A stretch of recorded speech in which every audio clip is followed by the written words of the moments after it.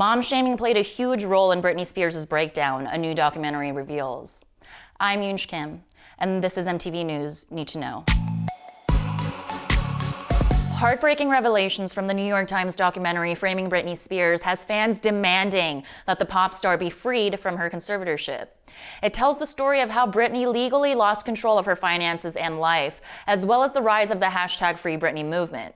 And even though it seems to show Spears has the capacity to make her own decisions, it's impossible for the public to know what she needs without court records and her direct words. But how did she get here? It can be traced back in part to a rarely acknowledged issue, the negative treatment of working moms, or as we call it today, mom shaming. As this 2001 MTV interview shows, Britney's long-term dream was not to be a pop star, but a mother. A family? Yes, definitely. In 20 years, I see myself, I don't know, around my pool with my kids running around, having swimming parties as I drink my margaritas with my girlfriends. I definitely want to have a family, definitely. She had just begun to get her wish in the early 2000s after she had her 2 sons, but then things quickly spun out of control. Remember the media storm where she hit a paparazzi truck with an umbrella and a shaved head?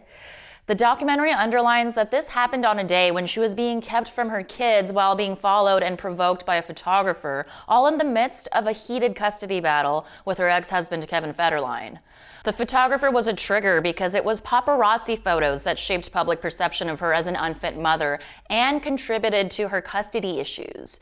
Now, if you've ever been around kids, you know there's no such thing as a perfect parent. Happens.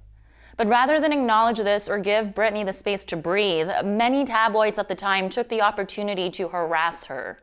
Vulture writer Catherine Van Arendonk put it into context.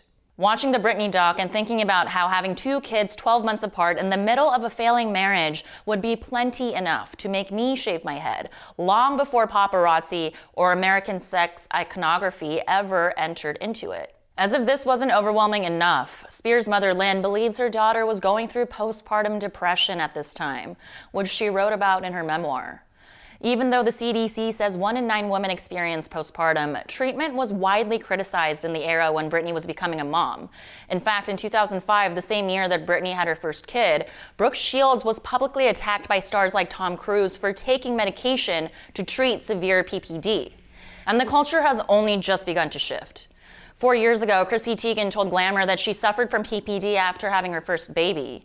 She said in part, "I'm speaking up now because I want people to know it can happen to anybody, and I don't want people who have it to feel embarrassed or to feel alone." At the time, Teigen managed PPD with depression medication because there wasn't a specific treatment for it until 2019. So imagine how difficult it must have been for Britney and all the other moms going through it when research was limited and the culture hostile.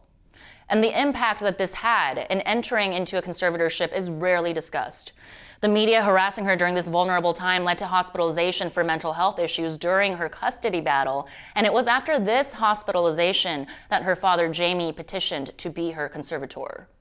Maybe what she really needed instead was to get on the same treatments that many working moms seek today, not go on Alzheimer's lockdown under a conservatorship.